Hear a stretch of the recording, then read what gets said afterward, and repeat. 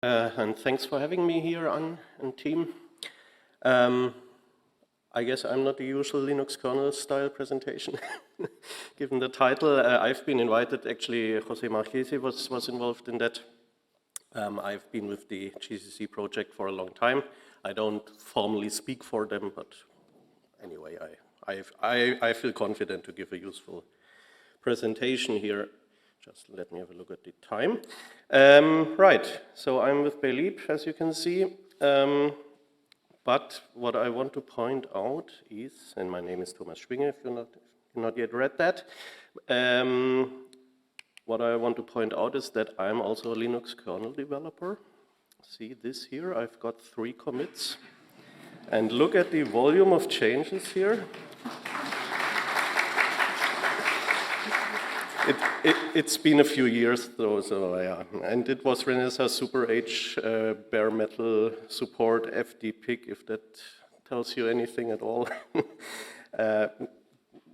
Those 2 line changes took me several weeks to track down because that was actually, well, not my fault. Fault is always difficult, but a patch had been misapplied, so some semicolon in some C macro definition was missing, and things went wrong, some were totally else, as it always happens. So yeah, maybe that's one argument for switching to another programming language at some point. Yeah. Okay, well, yeah, that's that. What I'm, guess, more confident in is GCC. So this is, I guess you can't read that very well, but this is from openhub.net OLO a few years ago. Some overview of contributors to open source packages, which they source from the Git or whatever repositories. And I sorted this by the last year. I'm down here, so still in the top 15 or whatever of GCC commits in the last year. And of course, I would have been slightly higher, but I had the time off for almost 2 months, so that's quite a fraction of a year. Anyway, apparently I got almost 1,000 commits in GCC in total and 133 in the last year. And started my contributions almost 17 years ago. So how did that happen? Just a very quick background of myself, or some of it. I have a background in electronics, experimenting, all that stuff as a kid. At some point got a Commodore 64 from the flea market. My parents had no exposure or interest to computers or stuff like that. But in the mid-90s we got an Intel Pentium PC system. For those who were born already at that time, not all I guess, or? When you bought a PC in the mid-90s, that was shortly before the big thing, and the big thing was Windows 95, of course. So you got your PC with Windows 95 didn't exist in 94 or was not published, so we got OS2 Warp and the Windows 3.11 license, and I installed that, or was pre-installed. And at high school, there was a C programming class that you could voluntarily take, which I of course did. We had a compiler there which came on a floppy disk, some Turbo C whatever, and then we had a good local library in my hometown, and I found some books about compiler, computer architecture, Linux operating system stuff. And then I understood, okay, C, you need a compiler to create your executables. I was confused because this Windows system that we eventually then set up when it was released, that didn't come with a compiler, so that was confusing to me. How could you have a system without a compiler? What could you do with that even? Okay, so I got into the world of open source, free software quickly. I remember Linux kernel 2.0.2.36, which was released in '89, but I guess I got it 1 or 2 years later from a CD-ROM of a book in the local library, which I then installed on my parents' system, which they didn't totally like, but they understood this was very interesting and important to me, so they let me do. And then I quickly turned into developing open source free software, quickly got into system software. You can't probably read this here. This says University of Stuttgart. I studied electrical engineering, computer engineering, and at the end of my studies, or near the end, I had to do an industry internship. And I had some contact with somebody from the GDB, GNU Debugger project, because I had, in my free time, done some changes there, of course, why not? And asked him, because I had seen that CodeSourcery offers internships. Who is not familiar with CodeSourcery in any way? It's been a few years. Okay, a lot of people are, but not all. So CodeSourcery were, I have a slide on that following actually, but quickly, they were a software consultancy which provided a lot of GNU toolchains or development for GNU toolchains for a ton of embedded targets and also other GNU toolchain related things. So this would have been the ideal place for me. I did the internship there, they liked me, offered me a full-time position before I had even finished my university studies. And yeah, I accepted to continue working part-time, but yeah. Okay, I guess I have to speed up a bit. So this is CodeSourcery, what I already mentioned. Founded in '97, acquired by Mentor Graphics, acquired by Siemens, huge company. Eventually, Siemens did some restructuring. We had to leave all the open source stuff, I think. And then I got into Bayleap. Somebody made the connection to basically move the whole compiler team, or those who were interested, into Bayleap, which is a French company, which a lot of here may know because they have been organizers of Kernel Recipes, if I got that right, a few years ago. And they do a lot of Linux kernel, Android, Zephyr, other embedded development work. Small company based in France and US. So we then basically were a new business unit in Bayleap, compiler services team. And as I said, we did a lot of GCC GNU toolchain work of all kinds, from tiny embedded support to high performance computing, GPU offloading. What you see here is the Frontier exascale computing system at Oak Ridge National Lab. So one of the fastest systems that you can get currently. And we do everything in between and weird stuff like Windows host support for GNU toolchain and stuff like that. We also look into LLVM-based things and other compiler stuff, but I'm talking about GCC here. Right, that's just a blog post that Bayleap recently had for the work that we are doing. I won't go into that in detail, but of course happy to talk about that. But this is going to be about GCC. As I said, I have not been sent here with a pre-made presentation by some GCC management or GNU project, FSF, Free Software Foundation, but I try to be as objective as possible, I guess. So quick show of hands, who here is regularly only using LLVM Clang for building Linux kernel? Some people are, that's fair, of course. So the others are using another compiler, obviously. Who is using some non-GCC compiler? Nobody anymore? One person? That's Paul.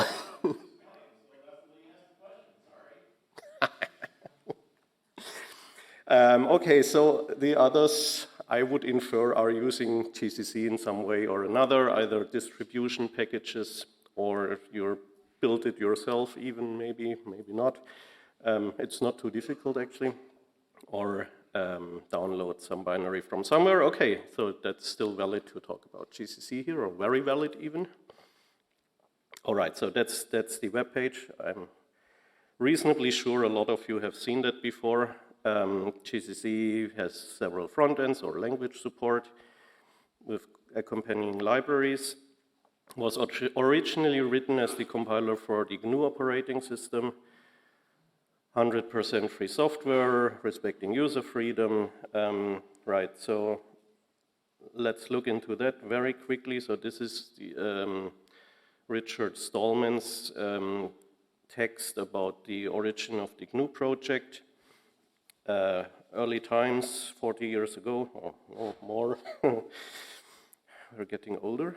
The first steps talks about needing a compiler to do operating system work, and some attempts that he made to get an existing one in source code, in free software licensing, that getting a compiler that he could extend for his purposes, which didn't work out. So somewhere down here, he concluded that he would have to write a new compiler from scratch. That new compiler is now known as GCC.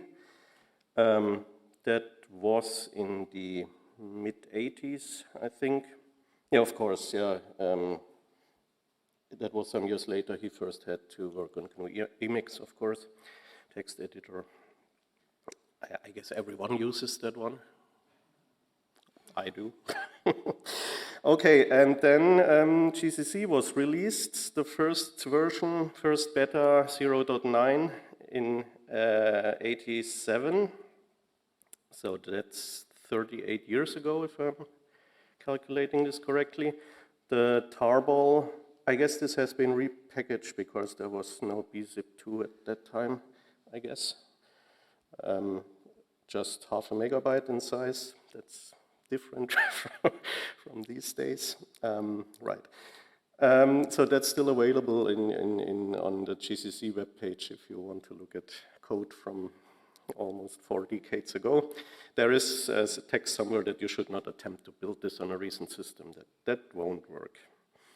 Anyway, for historical purposes. So, and GCC is still going strong. This is also from the webpage. There is the development version, GCC 16, upcoming to be released in next spring. So GCC does one major release every year. So GCC 15 was released in spring this year and had a .2 release just a while ago in summer.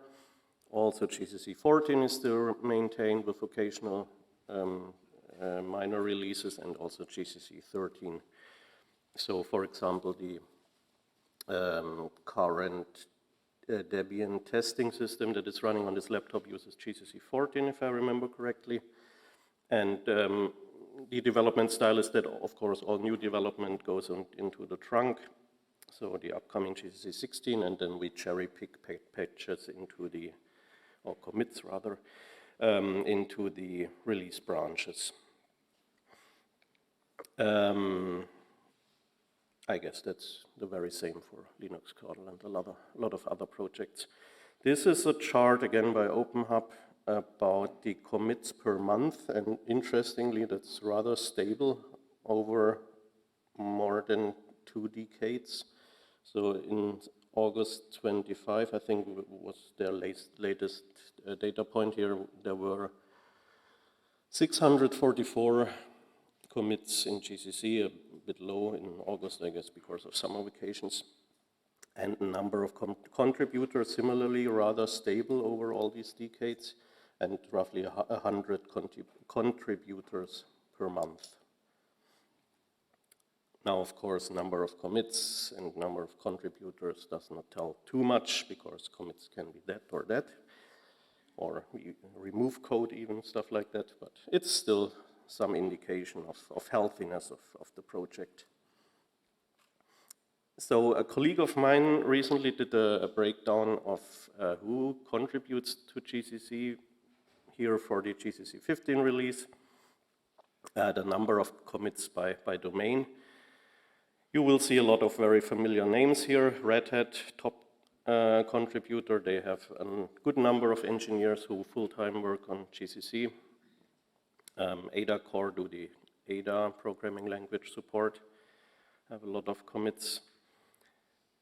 Gmail.com, 66 persons who made it into this list here, so on average 10 commits.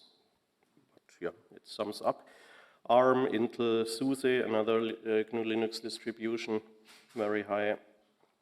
GCC.gnu.org is used by people who have an account on the development system but don't want to publish their private email address, so they can use that one.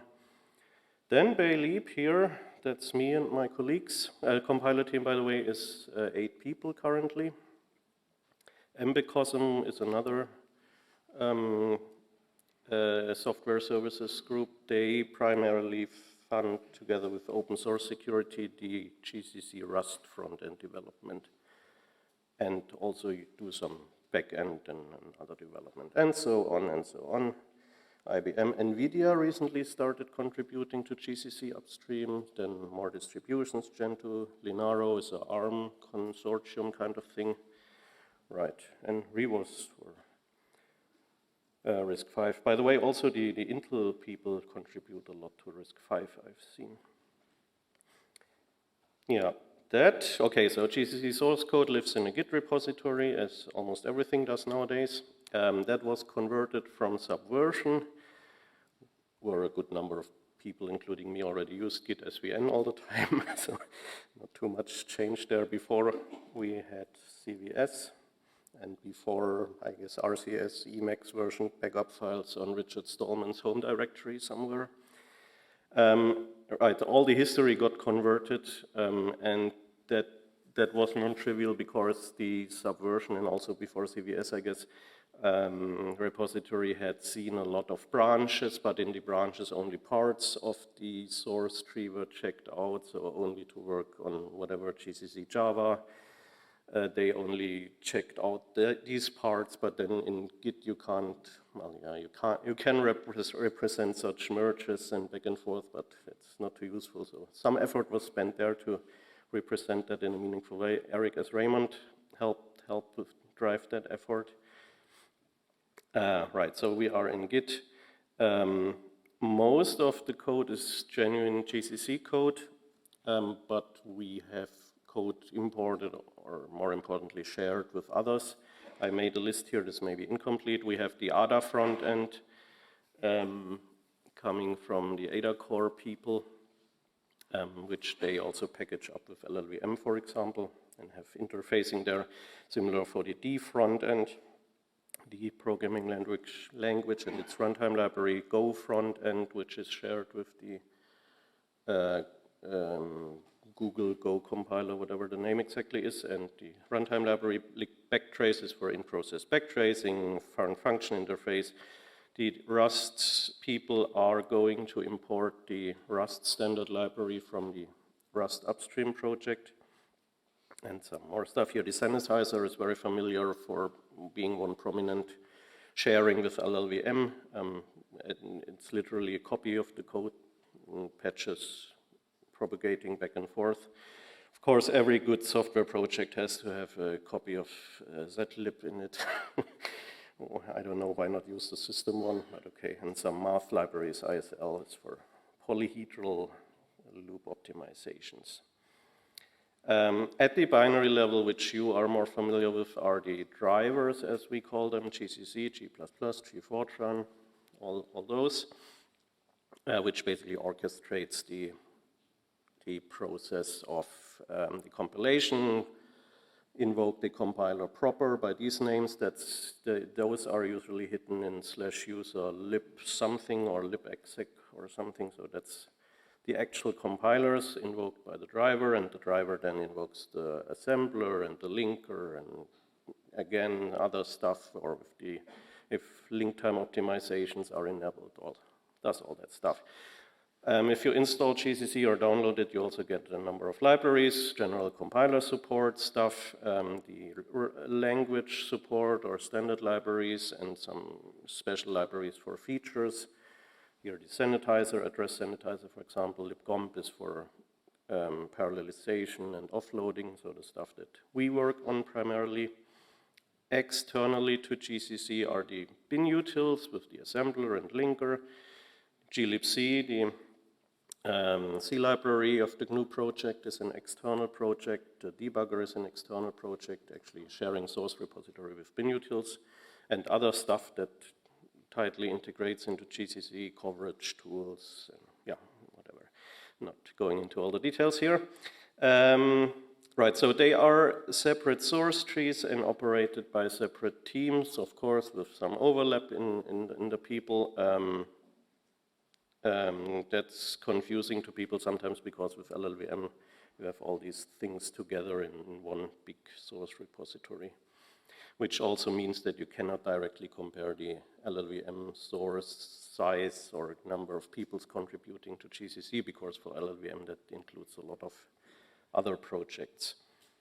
And of course, there are alternatives to using the GNU tools. You can have Musl libc, you can use the mold linker instead of binutils linker. You can, even some GCC backends use the LLVM assembler instead of binutils, stuff like that. Internally, of course, the GCC supports a lot of languages which have their front ends lower into some kind of abstract syntax tree, which gets lowered into several intermediate languages, intermediate representations. Not going into the details again. The idea is at the front-end level you are obviously language-specific and target agnostic mostly. In the middle end you should be agnostic to everything, and in the back end you are target-specific language agnostic. That's the theory. Of course it doesn't work always. For example, when you compile C, you need to know your target, what is an int, which size is that, so the front end or middle end has to have hooks into the back end to figure out such things. Likewise, just two small examples, how to implement C++ throw catch exception handling. You have to build some data structures, and early on the compiler has to know what data do I actually have to keep. So it's, yeah, the theory is good with this simple table, the practice is, well, yeah. Right, and code optimizations happen at all these levels here, even AST, and yeah, through all these levels of IRs. And then in the end we have target code generation, which uses the RTL IR and uses something called machine description files, which is a Lisp-like representation of the target instructions and other stuff. Okay, some legal aspects. GCC is a GNU project, you can tell from the name, GNU Compiler Collection. So the Free Software Foundation is the legal entity running the GNU project and holds the copyright with exceptions. Of course, code that we import from elsewhere is not has not its copyright held by the FSF. And as of 2021, FSF copyright assignment is not mandatory anymore for GCC specifically, not always for other GNU toolchain projects. You can now use the same DCO sign-off that you use for Linux kernel and a good number of other projects, which indeed has increased the number of occasional contributors, because FSF copyright assignment, when I did it by signing wet ink paper mail, mailing back to the US from Germany and first receiving that and someone handling it, that literally took months. So that's not the best way to encourage contributions. Okay, so yeah, I said this here, such a thing, for example, was decided not by the FSF because they would rather continue doing this for their reasons, of course, good reasons to be able to enforce copyrights, but that was a thing that the GCC steering committee decided. So what is the steering committee? There's a web page, just quick points here. They try to interface between the Free Software Foundation and the GNU project leadership and on one side, and on the GCC developers on the other side, and yeah, take care that GCC steers in the right direction. They try to stay out of the day-to-day GCC development. Right, that's a personal membership, around 10 people. So that's the GCC mission statement. I will skip over that, I guess you can yeah, have an idea what would be in there. Okay, so the community around GCC, random contributors, find something broken, fix it, send a patch to the mailing list, how we all started in a way, most of us. If you do that long enough, people will get annoyed by pushing patches for you, and you get right after approval. That means Git repository access. Then there are area maintainers, area reviewers for languages, backends, generic functionality, infrastructure, miscellaneous stuff. That's all in this maintainers file in the GCC sources. And then there are global reviewers who have authority to approve patches for any region of GCC, but still need to get approval for their own patches. So there's a reasonably strict patch review process. We are in close contact with external downstream users of GCC, like the distributions very much. There's a large overlap between distribution GCC maintainers and upstream GCC maintainers.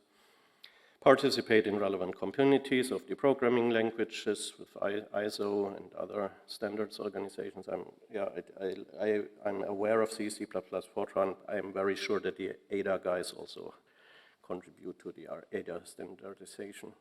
OpenACC, OpenMPs, offloading and multiprocessing, stuff that again we work on, and we are part of the organizations that publish these standards. There's students, projects, and research using GCC. Could be more. Most of that moved to LLVM because of reasons trying to get some of that back.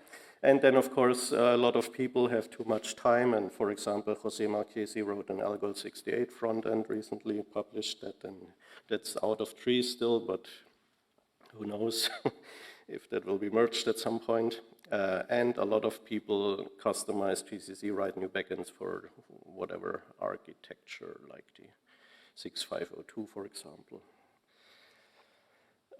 Right, that's, contribution process. Just 5 easy steps: download, modify, test, document, submit. Details, of course. I already mentioned patch submission review by email. After the patch gets installed in whatever way. Project infrastructure primarily hosted by sourceware.org. They offer hosting for a lot of toolchain related free software projects. We've got mailing lists, IRC channels. Bugzilla is used a lot. We've got Patchwork, CI testing, which integrates into Patchwork by submitting test results there. So that's useful. We have recently started with pull request-based development model, experimenting with Forgeo. So we got that set up on Sourceware. That's still experimental, but we want to publish or further drive that in order to enable contributors who are not used to submitting a patch to the mailing list, and other nice stuff that comes with that. So that's a good thing. There is external project infrastructure. For example, the GCC Rust front-end project is doing development mostly on GitHub and use zulip-chat, which mirrors the upstream Rust project for integration with them. GNU Fortran, for example, has a Mattermost messaging instance. That's just some things that I remembered. All code imported from elsewhere, shared with others, has some infrastructure somewhere. All companies working on GCC have some kind of infrastructure, and a number of them provide CI testing. So Linaro, for example, for every patch that gets posted to the GCC patches mailing list, they run some kind of CI testing and post the results into the Patchwork instance, or some stuff sends you email directly. There is a compile farm that has a wiki page on the GCC side, but it's not specific to GCC. I guess it originated there in some way. That's 100 whatever weird or normal systems that free software open source developers can use, request an account on this site here, can use for testing stuff on architectures that they don't have access themselves. Right, we've got some social media.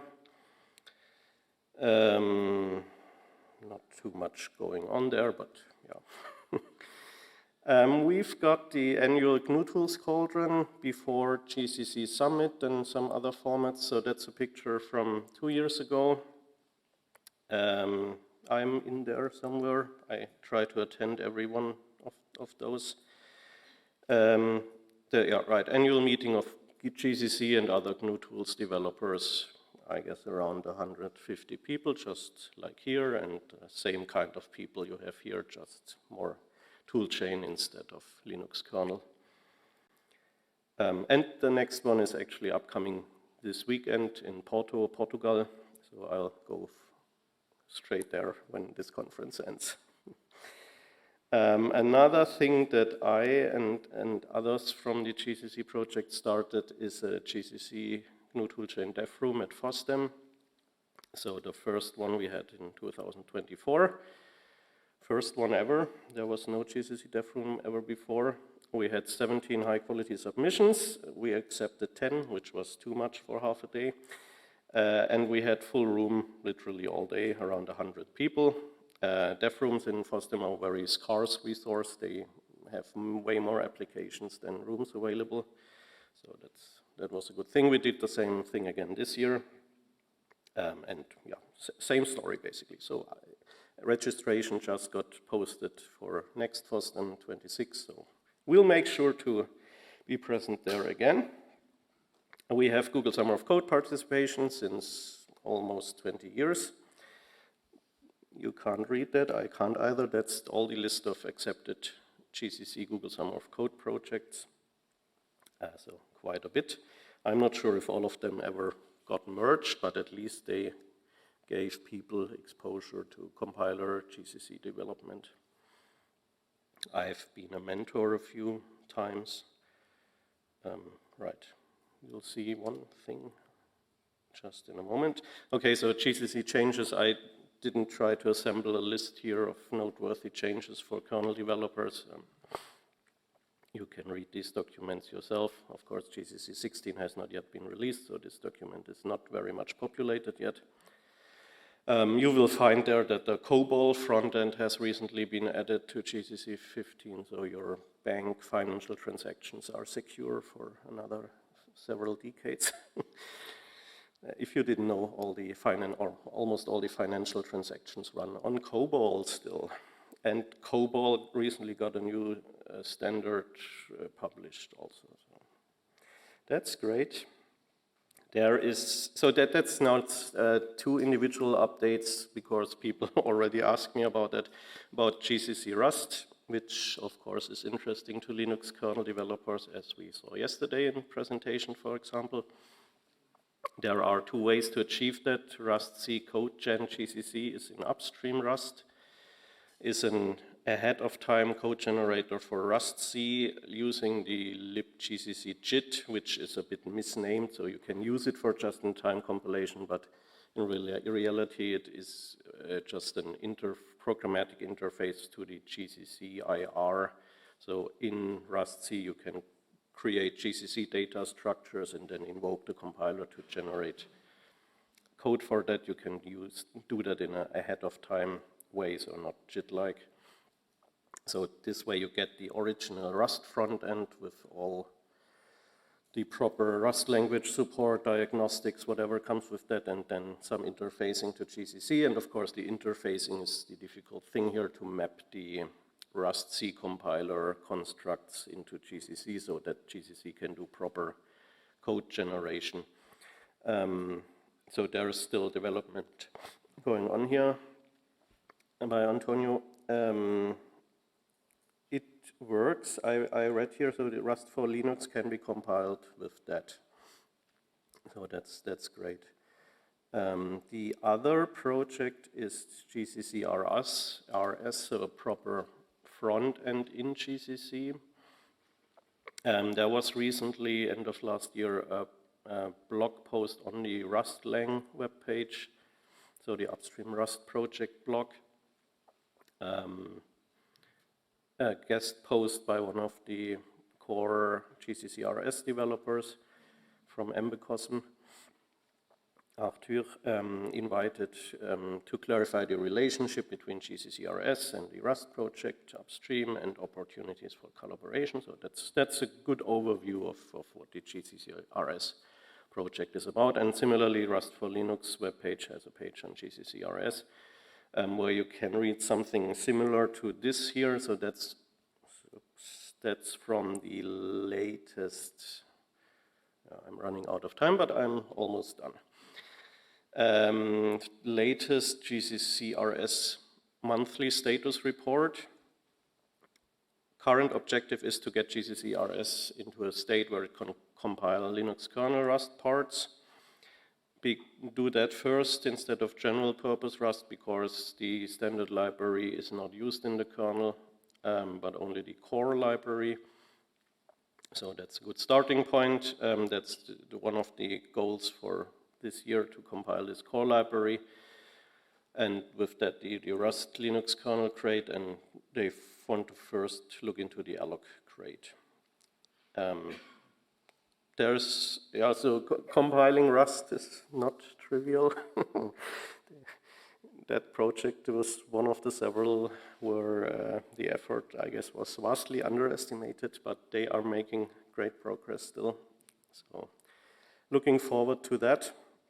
As I mentioned, the Rust standard library will be imported from Rust upstream, so that there is no need to rewrite all that. Yeah, I'm happy to go into more details offline. And then another interesting thing, almost every presentation here has to say something about BPF, so I also do that. The exact status you have to ask the Oracle guys, but what I want to mention is there was a Google Summer of Code project this year. Piyush Rai will work on tooling for running BPF GCC tests on a live kernel, mentored by Jose, David Forst, and me, because I have done a similar thing for GPU offloading testing to run the GCC test suite on a GPU for code generation testing. And now here, live demo. So I hope that will work out. Right, I'm almost done. That's the last thing. We are using VMTest, which is some tool I have not looked into detail for running Linux kernel in some container or whatever. And you can specify the version, and we use that for running a new Linux kernel install. I don't know the exact technology. Anyway, can you read that? Is this big enough? Yeah. Okay, so this system is running some 6.12 kernel. Then I can, VMTest, and this here in the GCC sources, this is some interfacing to the tool for GCC testing purposes. I can, for example, specify a 6.14 kernel here and run that with the root file system of the host system and run uname in that. And then it uses QEMU system emulation to run that kernel. And then you see you have the 6.14 kernel here. The important thing about the GCC BPF support is, so BPF to load that, you have to go through the verifier in the kernel, and that is occasionally very sensitive to code generation differences, doesn't accept certain code if it's done in, it's correct in theory, but the verifier has difficulties understanding what the compiled code is doing and then rejects the code, which of course is not ideal if you want to use BPF somewhere. I'm not too familiar with that, that's just what I learned. Anyway, so we now have to have this tool available to run parts of the GCC test suite. So that's the build directory of GCC. I prepared all that, of course. Make check GCC, and then you can specify some flags, target board BPF, which will use this wrapper to run the executables on such a QEMU Linux kernel instance, run some specific test suite with some specific kernel version. That's the command that produces the output that you can see above here. So that's just two test cases shown here, running with different optimization levels, one invalid memory access, so that's a very simple test case which we all understand. What happened? Some BPF entry point. We have an array of 4 elements and try to access the fifth element, so we actually want the BPF verifier to reject that, which it does. Execution failed, the execution test. And there is some other simple program where the execution should succeed, and yeah, that happens. As I said, I ran that already. We can have a quick look at the test log. So here, that's yeah. When you work on GCC long enough, you quickly see all the patterns here. That's invoking the compiler out of the build directory, using some paths into the build directory, and compiling this code here, invalid memory access, which we had just seen. GCC compiles that correctly because C, why would you care about out of bound access of an array? Then, okay, compilation succeeded, no access errors. Then we launch this VM test tool and specify a BPF object file, the one that we just compiled. And then the tool runs this QEMU Linux kernel, loads the BPF, and the BPF program failed to load, verifier log. Yeah, that's, I guess, BPF code in some representation. But it means it correctly rejected this code, which we wanted. The other thing was the trace open at that, what's going on here? Okay, anyway, yeah, here is again the compilation command, trace open at, and we again run this on a kernel instance, and this program successfully loaded, which we wanted in this case here. Right, so that means GCC BPF developers now have a mechanism to verify that GCC code generation does not regress any BPF code that previously worked by doing before and after comparisons of test results. And because, yeah, if something breaks there, that would not necessarily be the fault of BPF backend development, but rather some generic GCC changes which change IR somewhere to, I don't know, instead of unrolling a loop, it's now a proper loop again because of some heuristics, whatever, what the compiler has tons of heuristics, how it generates code or does transformations. And then BPF verifier maybe doesn't understand the jump backwards and therefore rejects the BPF program. This is now a way to detect such things. Okay, so, and that was actually my last slide. Thank you very much. I guess we don't have time for questions anymore. Sorry for that, but I'm available today and tomorrow. Okay, we have time for questions.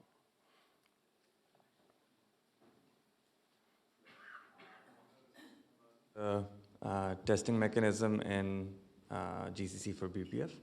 Have you considered using the kernel self-test, which is already a very fairly exhaustive list of tests for BPF, as instead of having your own defined test suite? I am not familiar with all that, so we will have to discuss that with the Oracle guys. Unless someone from Oracle here knows about the BPF testing. Okay, yeah, sorry.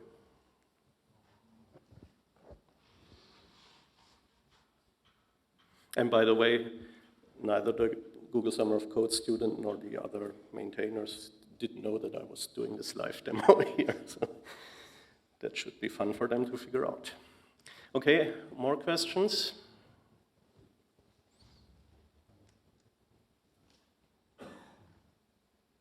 Okay, then thank you again.